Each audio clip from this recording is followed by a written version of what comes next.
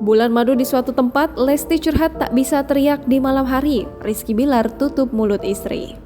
Lesti Kejora dan Rizky Bilar menikmati bulan madu dengan cara glamorous camping alias glamping. Lesti Kejora pun berujar tak bisa teriak-teriak jika bermalam di glamping.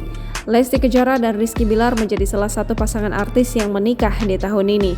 Mereka resmi menjadi pasangan suami istri pada 19 Agustus 2021 lalu. Hampir 1 bulan menikah, Lesti Kejora dan Rizky Bilar tampak semakin lengket. Belum lama ini keduanya menikmati bulan madu dengan cara glamping atau glamorous camping. Mereka menginap di dalam tenda namun dilengkapi fasilitas mewah, mulai dari tempat tidur, televisi, kamar mandi, hingga brankas. Bilar kemudian meminta tenda dengan tipe deluxe. Tak berapa lama, Lesti memberitahu Bilar tentang hal yang tidak boleh dilakukan saat glamping. Pasalnya, hal tersebut bisa mengganggu kenyamanan orang lain. Belum selesai Lesti bicara, Bilar langsung berusaha menutup mulut sang istri. Ia tampaknya khawatir Lesti akan berujar soal privasi. Bilar kemudian berseloroh akan memesan seluruh kamar. Hal itu dilakukan agar keseruannya dengan Lesti tidak mengganggu orang lain. Jangan lupa subscribe, share, komen, dan like ya.